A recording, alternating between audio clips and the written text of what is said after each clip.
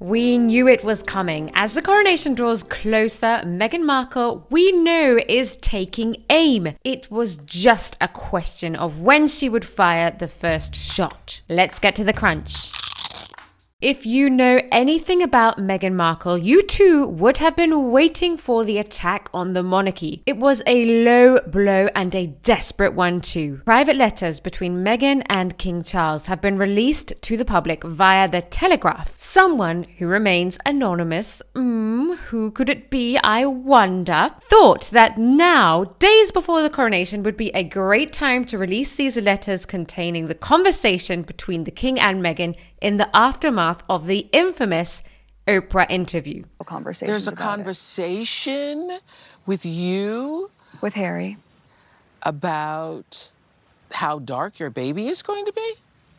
Potentially, and what that would mean or look like. Meghan claims that she doesn't really think the royal family is racist, but she does believe that they have unconscious bias. What does she mean by that? Well, it's like saying they are racist by default, but not intentionally. Or it's not their fault that they are racist, but they are and always will be. Meghan essentially in this letter removes any doubt that we may have had concerning the royal family's genuine racist behavior. So why would Meghan even consider releasing this to the press if she did? It negates her racist royal family claim. But not only that, in the letter she claims that it is intolerable to be placed constantly in the shadows of Prince William and Catherine, Princess of Wales. If Meghan did leak these letters, why would she leave this part in? It's petty and embarrassing for her. So it's my belief that Meghan wants so desperately to steal the limelight from the king running up to the coronation that she thought it's best to drag up the story that had everyone in utter shock. The racist royal family story. It is the moment in which Meghan was listened to on a global scale. We all watched in shock. No claim had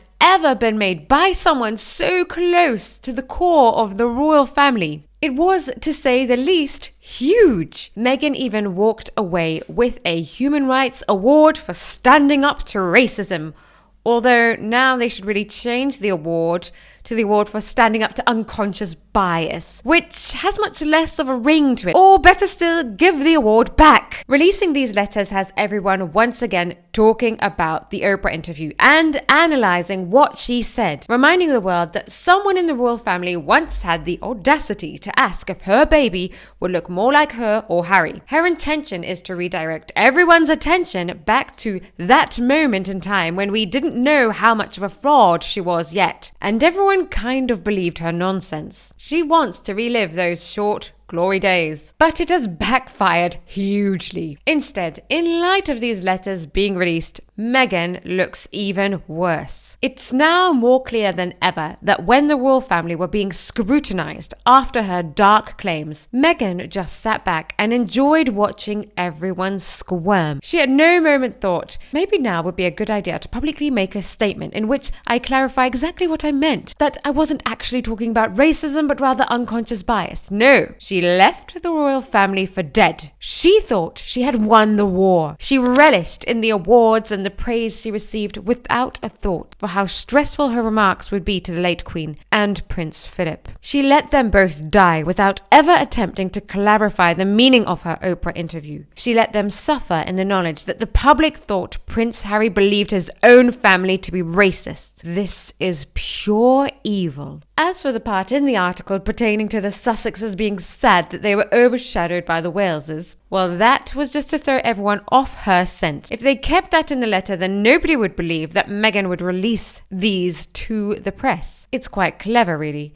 Until you think just how petty it is to assume that just because you have married Prince Harry, you would become a bigger icon than the next King and Queen of England. To top off this first blow before the coronation, a statement was released claiming that the Sussexes had nothing to do with this, and it is their belief and want that the tabloids should stop this circus. The only circus that should really stop is the Meghan Markle circus. Since she left the royal family, her every move has been an attempt to bring them down. She has done it, and she has done it just like a circus clown donning her somewhat oversized shoes.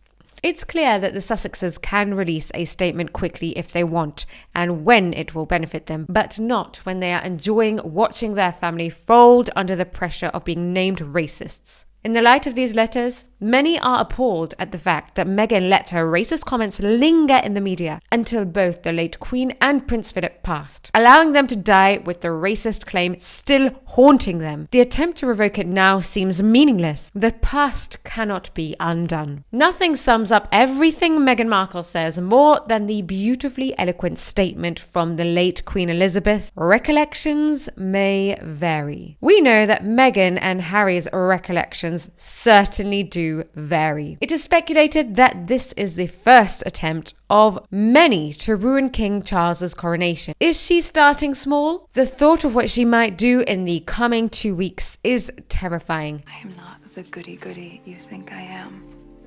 Let's get to the comments.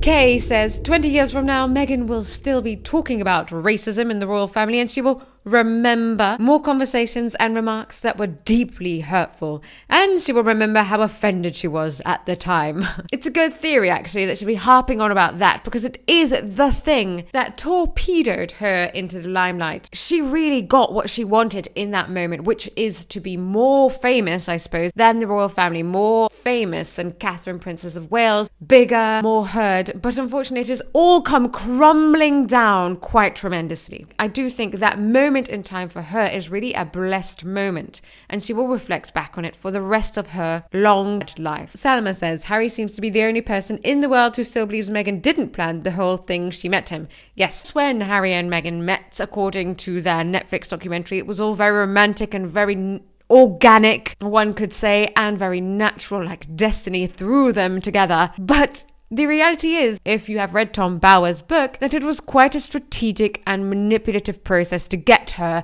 in front of Prince Harry, and once she was there, she knew exactly what she had to do and say to manipulate him into falling in love with her. Having studied Princess Diana, having studied the royal family, and having studied Prince Harry's character, the thought of this absolutely terrifies me. Poor Harry, if he ever really finds out what Meghan is like and how she manipulated him into falling in love with her. Anyone who can go to such an extreme is not someone who I would want to be around. Definitely not someone who I'd want to be married to. Sonia says the situation is beyond reconciliation. The royal family is just so diplomatic that I think if they could find some sort of reconciliation and smooth things over so that everything's peaceful again, I think they would, even if it meant taking a couple ego hits. Of course, they'll never trust her. Of course, complete reconciliation, never. I don't even know if they can have complete reconciliation with Harry after everything he's done. But I do believe the nature of the royal family is to work towards a more peaceful, harmonious situation. Glennie says, wait a minute, why would she be writing to King Charles when our beautiful late Queen Elizabeth was still alive? It smells fishy to me. This is something I absolutely did not think about. Why would she be writing to King Charles? Could it be something to do with the fact that he walked her down the aisle and they had built up some kind of bond?